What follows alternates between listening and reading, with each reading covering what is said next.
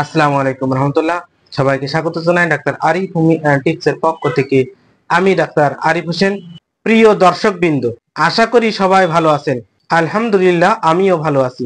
আজকের ভিডিওতে আমি আলোচনা করব একটি বহুল জিজ্ঞাসিত প্রশ্ন নিয়ে। হোমিওপ্যাথিক ঔষধ খেলে কি অন্য ঔষধ খাওয়া যাবে? অনেকে দ্বিধায় থাকেন, কেউ বন্ধ করে দেন, কেউ আবার দুইটা একসাথেই খেয়ে থাকেন। আসলে সঠিক তথ্য কি?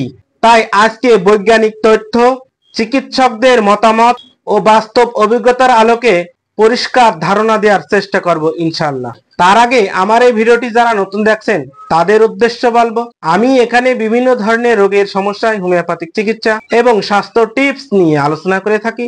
আমার এই চ্যানেলটিকে অবশ্যই সাবস্ক্রাইব করুন এবং নতুন নতুন ভিডিওর আপডেট সবার আগে পেতে অবশ্যই বেল আইকনটি প্রেস করুন। হোমিওপ্যাথিক চিকিৎসা কি? হোমিওপ্যাথিক চিকিৎসা হলো বিকল্প চিকিৎসা পদ্ধতি যেখানে প্রাকৃতিক উৎস থেকে প্রস্তুত ঔষধ খুব অল্প মাত্রায় ব্যবহার করা হয়।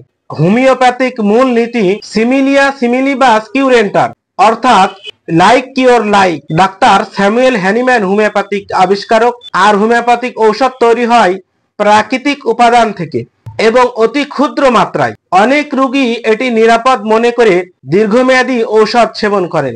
সাধারণ চিকিৎসার সাথে হোমিওপ্যাথিক পার্থক্য: হোমিওপ্যাথি খুব মাইল্ড ডোজ কাজ করে।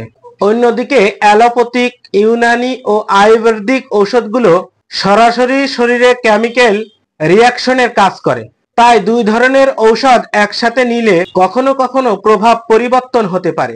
হোমিওপ্যাথিক ঔষধ যেভাবে কাজ করে: হোমিওপ্যাথিক ঔষধ শরীরের ভিতরের রোগ প্রতিরোধ ক্ষমতা জাগিয়ে তোলে। ডোজ ছোট, তাই তুলনামূলকভাবে পার্শ্ব প্রতিক্রিয়াও কম। তবে এটি জীবনী শক্তির উপর কাজ করে, তাই ধৈর্য ধরে ঔষধ সেবন করিতে হবে। হোমিওপ্যাথিক ঔষধ খাওয়ার নিয়ম: সাধারণত হোমিওপ্যাথিক ঔষধ খালি পেটে খাওয়া ভালো।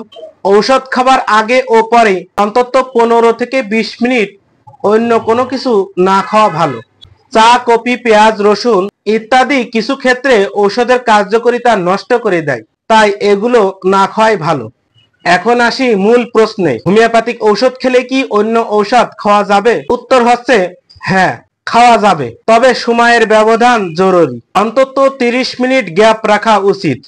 যেমন সকালে অ্যালোপ্যাথিক ঔষধ খেলেন, আধা ঘন্টা পর হোমিওপ্যাথিক ঔষধ খেতে পারেন। ডায়াবেটিক্স, উচ্চ রক্তচাপ ও থাইরয়েড বা হার্টের ঔষধ যেহেতু বন্ধ করা যায় না, তাই সেগুলো চিকিৎসকের পরামর্শ অনুযায়ী চালিয়ে যেতে হবে। হোমিওপ্যাথিক ঔষধ অনেক সময় সাপোর্টিভ হিসেবে কাজ করে, তবে একটা বিষয় সবাইকে স্পষ্টভাবে বুঝতে হবে, যদি কোনো রোগের জন্য অ্যালোপ্যাথিক, হোমিওপ্যাথিক বা ইউনানি চিকিৎসা নিচ্ছেন, ঠিক একই সমস্যার জন্য হোমিওপ্যাথিক চিকিৎসা নেওয়া যাবে না।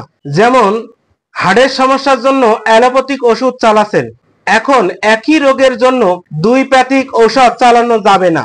তবে ভিন্ন ভিন্ন ক্ষেত্রে ভিন্ন ভিন্ন ঔষধ সেবন করা যেতে পারে। তাই একটা রোগের জন্য এক ধরনের চিকিৎসাই বেশি উপকারী। তাই একটা রোগের জন্য এক ধরনের চিকিৎসা, এটা মনে রাখা খুবই জরুরি। তবে চাইলে হোমিওপ্যাথিক অন্য সমস্যার কারণে, যেমন অনিদ্রা, হজম ও ঠান্ডা কাশিতে ব্যবহার করা যেতে পারে।